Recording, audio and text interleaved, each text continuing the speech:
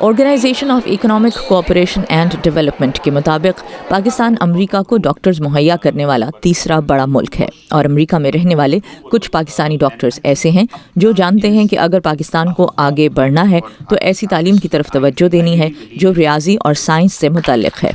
اگر پاکستان میں تبدیلی آئے گی تو کسی سیاستدان کے تھرو نہیں آئے گی، تبدیلی بہترین دماغوں سے آئے گی، اور اتنی ہمارے ملک کے ظاہر ہے 250 ملین اور 220 ملین پیپل، تو اس میں بہترین دماغ تو موجود ہیں، وہ جولز تو موجود ہیں۔ کیا ان کی نشاندہی ہو سکتی ہے؟ اور کیا جب نشاندہی ہو جائے تو ہم ان کو وہ انوائرمنٹ دے سکتے ہیں؟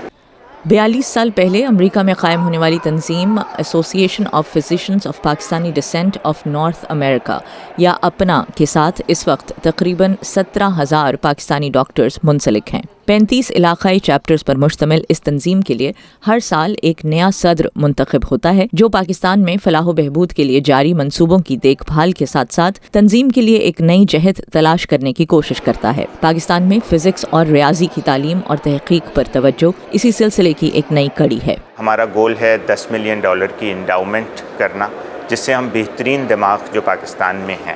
ان کو ایک انوائرمنٹ دے سکیں کام کرنے کا، and at the same time ہم ایک فزکس اور میتھس کا انسٹیٹیوٹ بنانا چاہتے ہیں، جو ڈاکٹر عبدالسلام کی ڈریم تھی، جو انہوں نے پھر اٹلی میں بنایا۔ انیشل سٹیج پہ تو ہم یہ کر رہے ہیں کہ ہم خود ہی لوگوں کو تلاش کر رہے ہیں یا ان لوگوں کو انٹرٹین کر رہے ہیں جن کو ہم جانتے ہیں، مگر یہ کہ ہمارا یہ خیال ہے کہ بھئی ٹائم کے حساب سے اٹ ول گرو، بیکاز ہم یہ کر رہے ہیں کہ جو آرگنائزیشن آف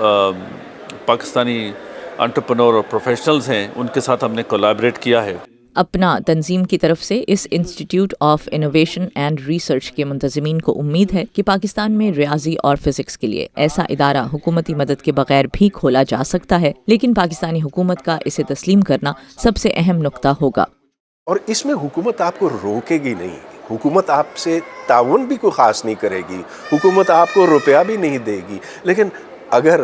یہ روپیہ کہیں سے آ سکتا ہے تو پھر اور جو پھر حکومت تسلیم کرے، اس کو مانے، تو پھر میں سمجھتا ہوں کہ ہم ایک دیوار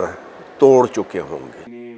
پاکستان میں ریاضی اور فزکس کی صورتحال اساتذہ اور مبصرین کے نزدیک حوصلہ افزا نہیں ہے۔ پاکستان میں رٹے کے طرز تعلیم کے چیلنجز کو عبور کرنے اور سائنسی ترقی کے لیے پاکستان میں سائنس اور ریاضی کی جڑیں مضبوط کرنا وقت کی اہم ضرورت ہے۔